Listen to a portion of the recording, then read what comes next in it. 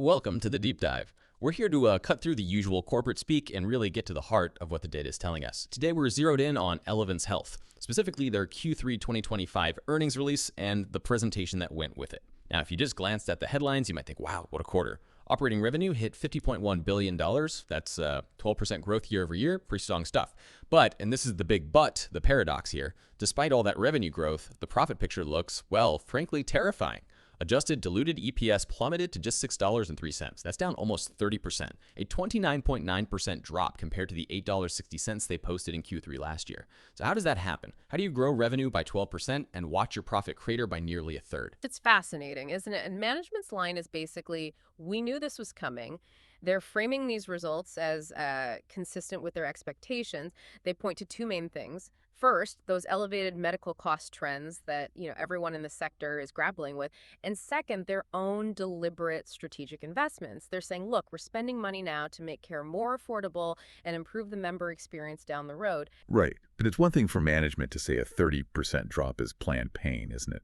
Yeah. I mean, a number that's steep usually suggests maybe some things were perhaps a bit worse than even they anticipated, even with those investments factored in. So that's our mission today. Let's try to verify that narrative. We need to pinpoint exactly where these higher costs are hitting hardest, especially in health benefits and that Carelon Services arm. And then we need to look at this aggressive multi-year strategy they have. This plan aimed at hitting, 12% long-term growth? Let's see if it holds water. Okay, so let's start with that immediate financial drag. Revenue's up, great.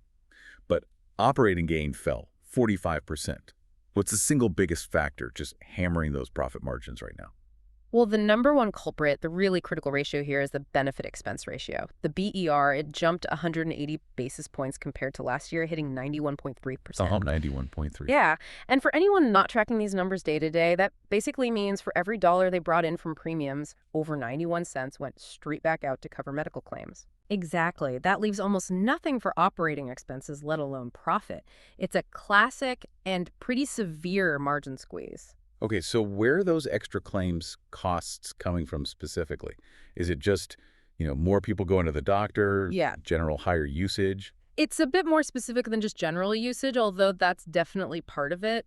The materials really point a finger at the Medicare business, and specifically it's tied to regulatory changes from the Inflation Reduction Act, the IRA. The IRA. Yeah, the IRA changed how Part D prescription drug subsidies work. It kind of front-loaded the costs for insurers like Elevance. So historically, those high-cost drug claims were spread out differently. But now, Elevance has to absorb a much bigger chunk of those costs earlier in the benefit year, and that really hit them hard in Q3. So it's not necessarily that people suddenly spent 30% more on drugs overall. It's more about the timing and who bears the cost when because of that regulation. Precisely. It's a regulatory shift in cash flow timing that basically forced them to recognize a larger loss on those benefits in this particular quarter. Okay, that helps explain the immediate shock. But if Q3 was that painful, what gives management the confidence to stand by their full-year guidance? They're still saying around $30 EPS for the year, right? They are, yeah. So where's the offset coming from? How do they make up for such a bad quarter? Well, the confidence seems to come from two main areas. First, the fact that this IRA-related pain is largely seasonal. It should ease off. And second, their belief that the other spending, the strategic stuff, is under control. They actually point to discipline in other operating costs.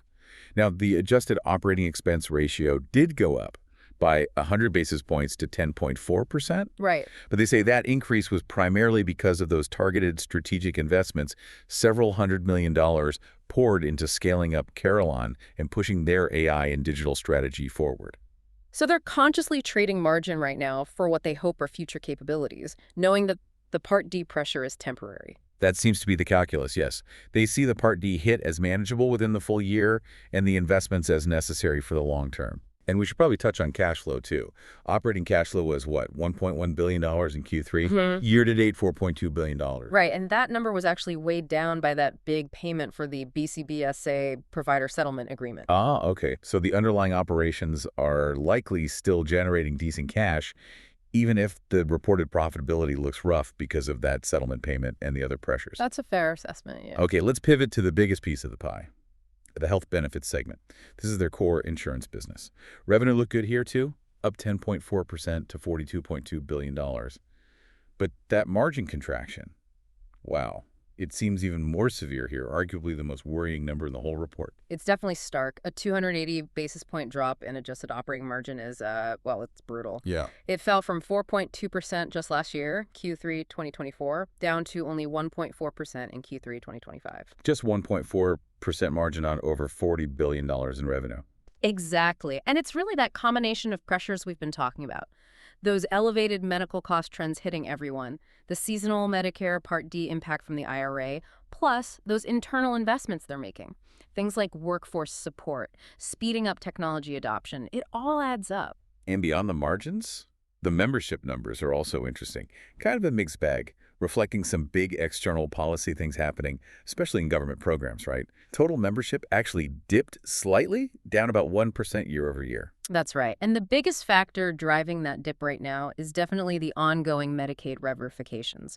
People often call it the Medicaid unwinding. Right, since the public health emergency officially ended. Exactly. States have had to go back and check if millions of people are still actually eligible for Medicaid.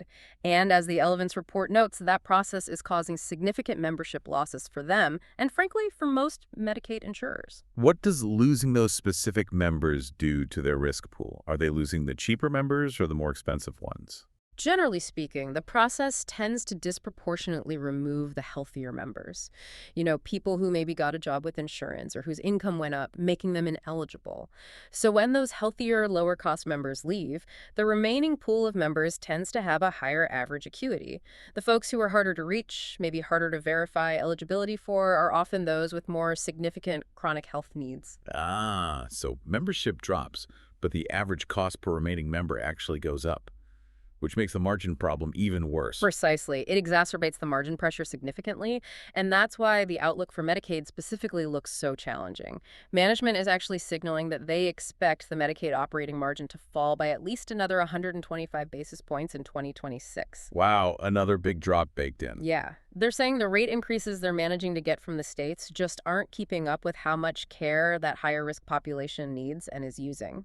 Okay, so health benefits is clearly juggling a lot, dealing with these external fires, but management keeps pointing to Carelon, their health services segment, as the key to the future, this integrated model they're building.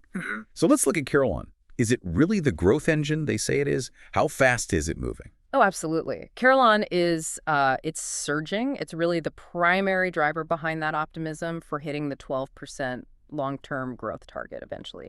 Operating revenue for Carelon jumped, get this, 32.9% year over year, hit $18.3 billion in the quarter. 33% growth. That's massive. It really is. And if you break it down, Carelon Services, that part was up almost 60%. 60. Wow. Yeah, largely because they integrated CareBridge, and they've been rapidly expanding their capabilities in risk-based care models and home health services. And at the same time, the pharmacy side, Carelon Arcs, that grew revenue by 20%. That was fueled by landing some large new clients and also by acquiring specialty pharmacies. Their adjusted prescription count was up 6% too, so just accelerating across the board. Okay, huge top-line growth. But just like health benefits, Carelon's margin also took a hit, didn't it? Down 200 basis points to 4.2%. It did, yes. So if this is supposed to be the high-growth, high-potential segment, why are they letting margins slide here too? Is this just more hidden medical cost inflation or something else? No, the pressure here seems quite different. It's less about unexpected medical costs hitting them and much more about, well, spending money to make money.